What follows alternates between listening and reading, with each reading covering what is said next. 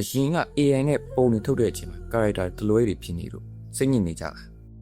ဒီလိုစိတ်ညစ်နေတဲ့လူတွေအတွက်ဒီဗီဒီယိုလေးကိုဆက်ကြည့်လိုက်ပါအားလုံးပဲမင်္ဂလာပါ AI hashtag ကနေကြိုဆိုလိုက်ပါတယ်ကျွန်တော်ဒီနေ့ပြောပြမယ့်အကြောင်းကတော့အခုလို AI ဗီဒီယိုလေးတွေကိုဘယ်လိုပြုလုပ်ရမလဲဆိုတဲ့အကြောင်းအရာကိုကျွန်တော်တစ်ဆင့်ချင်းပြောပြပေးတော့ပါမယ်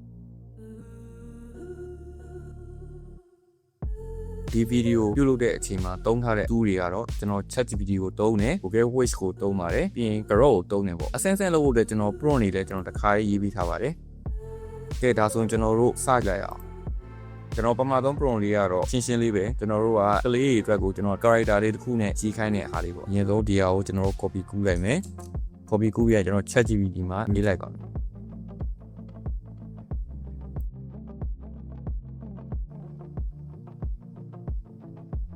အခုကျွန်တော်လုပ်မဲ့ဗီဒီယိုရဲ့ script လေးကိုကျွန်တော်ရပါပြီပေါ့ဟုတ်ပြီနောက်ဆက်အနေနဲ့ကျွန်တော်တို့က script လေးကိုကျွန်တော်တို့က scene number အနေနဲ့အခု20ကိုကျွန်တော်ခွဲခိုင်းလိုက်မယ် narration ကဘယ်လို image prompt ပါဆိုကျွန်တော်ခွဲခိုင်းတဲ့ဟာတွေကိုကျွန်တော် prompt လေးထပ်ရေးလိုက်မယ်ပေါ့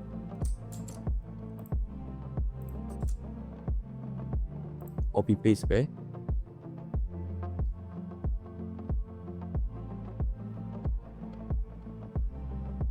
ဟုတ်ပြီဒါဆိုရင်ကျွန်တော်တို့ကစင်း20ရပါပါစင်း20ရပါရဲ့ခင်မှာကျွန်တော်တို့အတွက်ကအရင်ဆုံး image prompt လုပ်ဖို့အတွက်ပဲတီးတန့်ခွဲထုတ်ပေးပါပေါ့ထပ်ပြီးတော့ prompt တစ်ကြောင်းထပ်ရေးလိုက်ပါမယ်ကျွန်တော်ကဟုတ်ပြီဒါဆိုရင်ကျွန်တော်တို့က image prompt နေကြီးပဲရတယ်ဟုတ်ပြီ image prompt ကိုသုံးပြီးတော့ Google Voice မှာကျွန်တော်ကပုံတွေအရင်ထုတ်ကြည့်အောင် image ထုတ်ဖို့အတွက် Google Voice မှာကျွန်တော် automation tool လေးကိုသုံးလိုက်တာဟုတ်ပြီဒီကောင်လေးကိုကျွန်တော်က install လုပ်ပြီးသွားပြီဆိုရင်ကျွန်တော် Google Voice ထဲဝင်လိုက်မယ်ကျွန်တော်အရင်ဆုံးသူ့ရဲ့ API နဲ့ဆို version 7.6.0 ကျွန်တော်သုံးလိုက်မယ်ခုန image prompt ပဲကျွန်တော်အရင်ဆုံးအစမ်းအနေနဲ့ကျွန်တော်၄ခုလောက်ကျွန်တော်ထုတ်ကြည့်လိုက်မယ် copy ကူးတယ်ကျွန်တော်ဒီမှာ prompt list မှာကျွန်တော်ထည့်ပေးလိုက်မယ်ဟုတ် prompt list မှာထည့်ပေးလိုက်ပြီဆိုရင်ကျွန်တော်တို့အရင်ဆုံး ratio ပေါ့ကျွန်တော်က 16:9 ကိုသုံးလိုက်မယ်အမှားကျွန်တော်စပြီးတော့ start လုပ်လိုက်ပါမယ်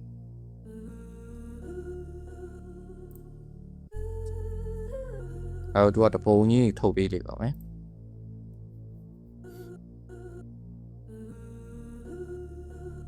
ဟုတ်ပြီ sim 1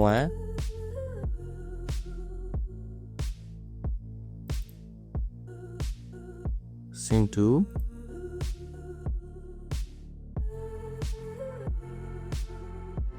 or sim 3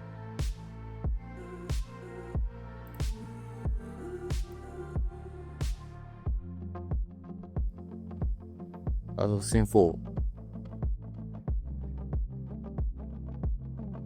အဲ့မှာဆိုကျွန်တော်ကြည့်လိုက်မယ်ဆိုကျွန်တော်တို့က character တွေကတပုံနဲ့ပုံကလုံးဝမတူဘူးဖြစ်နေကျွန်တော်စင်းတိုင်းမှာပုံနေအကုန်တူအောင်ဘယ်လိုတက်လို့မလဲဒီအတွက်လည်းကျွန်တော် prompt လေးထည့်ရေးထားပေးပါတယ်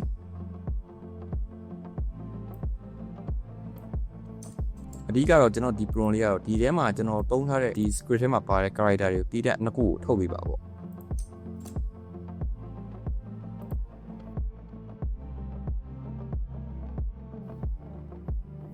character 1 character 2နှစ်ခုရှိပါတယ် character 1အတွက်ကျွန်တော်အရင်ဆုံးပုံလေးတစ်ပုံစမ်းပြီးတော့ထုတ်ကြည့်အောင် Google Voice ထဲမှာပဲကျွန်တော်ဒီတိုင်းပဲထုတ်လိုက်ပါမယ် 16:9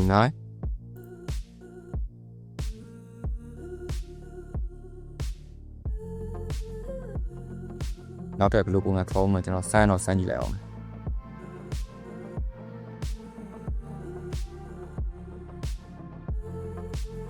ဒါက character 2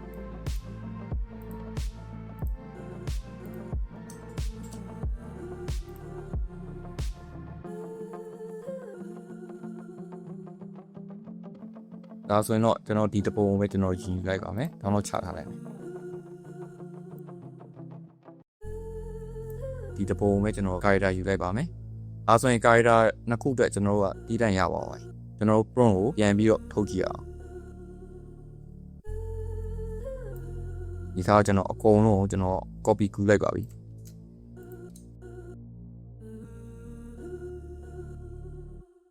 Google Voice ထဲကိုပြန်သွားမယ် Auto Voice AI ကိုကျွန်တော်ပြန်သုံးလိုက်မယ် အဲ့မှာကျွန်တော်ခုနဥလာတဲ့ prompt တွေအကုန်လုံးဒီမှာရိုက်ထည့်လိုက်မယ်အောင်နောက်နည်းနည်းဆွဲလိုက်ပါဆွဲလိုက်တဲ့အချိန်မှာကျွန်တော်တို့ video ကို landscape 16:9 ချိန်လိုက်မယ် reference မှာကျွန်တော်ကထည့်ပြရမယ်ပထမဆုံး subject 1ကိုကျွန်တော်ရွေးပြလိုက်မယ် subject 1ရဲ့ name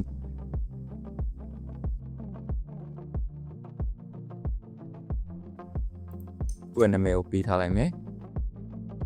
အဲ့လိုပဲ subject 2 subject 1 subject 2တွေကျွန်တော်တတ်မှတ်ပေးပြီးသွားပြီဆိုရင်ကျွန်တော်က done လေးနှိပ်ပေးမယ်နှိပ်ပြီးရင်ကျွန်တော်က start လုပ်လိုက်တော့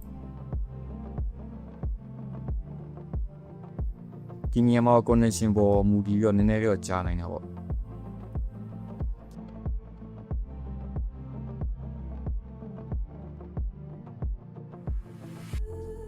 အခုဆိုကျွန်တော်စောပိုင်းမတူတဲ့ပုံတွေကိုပြန်ကြည့်ရမယ်ကျွန်တော်အကုန်တူသွားပါပြီ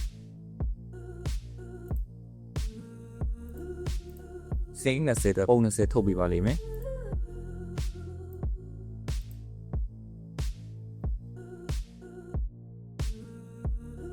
ဒီမှာလေကျွန်တော်တို့က manual လုပ်မယ်ဆိုရင်ကျွန်တော်ဒီဘက်မှာသူ့ရဲ့ subject တွေကိုကျွန်တော်သတ်မှတ်ပေးပြီးရတယ်ပုံကြီးလိုက်ထုံနေတော့ကြာမှာပေါ့ဒါကကျွန်တော်စမ်းထုတ်ထားတဲ့ပုံကြီးပေါ့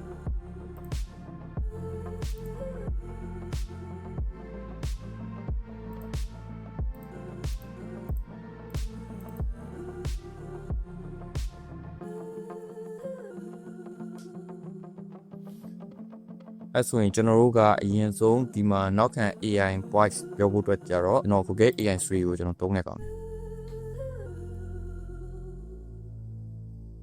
ကျွန်တော်အပေါ်ဆုံးက fully straight ကိုပဲကျွန်တော် copy ကူးလိုက်ပါမယ်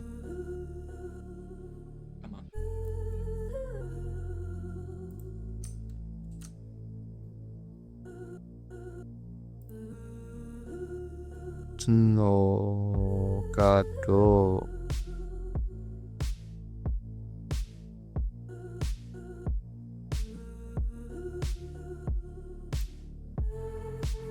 တော့မယ် style instruction ကြတော့ delete အတွက် storyteller လေးပေါ့ကျန်တဲ့ setting ကကျွန်တော်ဘာမှမကြည့်ဘူး generate လုပ်လိုက်ပါမယ်အဲဆိုဒီဘက်မှာလည်းပုံ20ပြီးတော့ပါပြီ1 to 20ပြီးတော့ပါပြီပုံ20ပြီးတော့ပြီဆိုတော့ image ကနေ video ပြောင်းဖို့တဲ့ကျွန်တော် camera movement file တွေကျွန်တော်မှရှိပါတယ်ဒါ camera movement file လေးပေါ့ကျွန်တော်တခါလေးလုပ်ပေးထားပါတယ် camera movement ပေါင်း38ခုရှိရဲအဲ့တော့လည်းကျွန်တော်ကဒီမှာ prompt လေးနဲ့အရင်ဆုံးကျွန်တော်ပေးထားတဲ့ဒီ camera movement file လေးကိုအရင်ဆုံး download ချလိုက်ပါချပြီးရင်ကျွန်တော်တိုင်းမဲ့ ChatGPT မှာပြန်ပြီးတော့နောက်ထပ် prompt တစ်ကြောင်းနဲ့ထုတ်ခိုင်းလိုက်ပါမယ် camera movement ဆိုတဲ့ file လေးကိုတင်လိုက်မယ် upload လုပ်ပြီးရတယ်ကျွန်တော်တို့ဒီ prompt လေးကိုရေးပြီးတော့ထပ်ထုတ်ခိုင်းလိုက်ပါ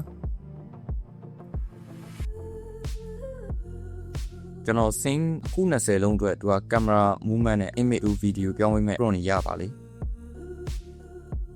prompt တွေရပါပြီဆိုတော့ကျွန်တော်စပြီးတော့ပြောင်းကြည့်ရအောင်ကျွန်တော် Grow လေးကိုသွားမယ် Grow လေးသွားပြီးကျွန်တော်အကောင့်ကကြိုက်တဲ့အကောင့်နဲ့ဝင်လိုက်ပါဝင်ပြီးတော့ကျွန်တော် setting လေးတစ်ခုတော့ပြင်ပေးလိုက်ပါဘာလဲဆိုတော့ setting ထဲမှာ behavior ပါကျွန်တော်တို့က enable automatic video generation ဆိုတဲ့ဟာလေးကို turn on လုပ်ပေးထားပါနောက်ဆိုရင် download လုပ်ပြီးထားတယ်ကျွန်တော်တို့က free account တွေဖြစ်တဲ့ကြောင့် limit ရှိရဲ့ချင်းကြရင်သူကကျွန်တော်ပုံတစ်ပုံထည့်ရတယ်သူက automatic သူက video ပြောင်းတဲ့ဟာနဲ့အခုပြီးရင်ကျွန်တော် prompt ပြန်ထည့်ပေးဟာတခုလို့နှစ်ခုနေထွက်သွားရင်ခဏလောက်နဲ့အောက် free account limit ဖြစ်သွားတတ်တယ် scene 1ကိုကျွန်တော်ပုံ video ပြောင်းကြည့်အောင်ဟော PDF ကိုကျွန်တော်တို့က prompt လေးထည့်ပြီးတော့ make video လုပ်လိုက်မယ်ဒီနေရာမှာကျွန်တော်က aspect ratio ကိုချိန်တော့ဆိုတာကျွန်တော်ထုတ်ထားတဲ့ပုံကလည်း 16:9 ဖြစ်တဲ့ကြောင့်ပါ upscale လုပ်လိုက်မယ်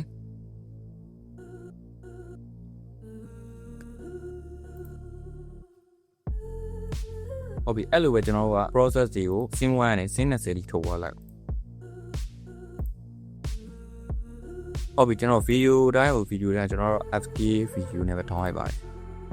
ဒီထောင်းတော့ချလိုက် scene 1 to scene 20 ကိုကျွန်တော်အကုန်ထုတ်ပြီးပါထုတ်ပြီးပါကျွန်တော်တို့က CapCut နဲ့ edit လုပ်လိုက်ရပါပြီဟုတ်ပြီဒီအတန်ကိုလည်းကျွန်တော်တို့ကကျတော့နည်းနည်းလေးအတန်ကိုကျွန်တော်တို့နည်းနည်း speed မြန်နိုင်ပို့ပြီးအဆင်ပြေတော့ပါတယ် ကျွန်တော် tutorial ပြရတဲ့ကြောင့်ကျွန်တော်လုပ်ထားတဲ့ video လေးကိုပဲကျွန်တော်ပြန်ပြပေးလိုက်ပါတယ်အခုပြထားတဲ့ video လေးတိုင်းနဲ့အဆင့်တိုင်းလုပ်သွားမယ်ဆိုရင် AI video လေးတစ်ခုကိုအလွယ်တကူဖန်တီးလို့ရတော့လိမ့်မယ်ကျွန်တော်ရဲ့ video လေးကြိုက်နေတဲ့ဆိုရင် like and subscribe လုပ်ခဲ့ပေးပါနောက်တဲ့ video နဲ့ကျွန်တော်ပြန်လာပါမယ် bye bye Pebbles slowed small feet, and hills made backpacks feel heavier than they were. Leanne often wondered if being small meant being unable to do big things.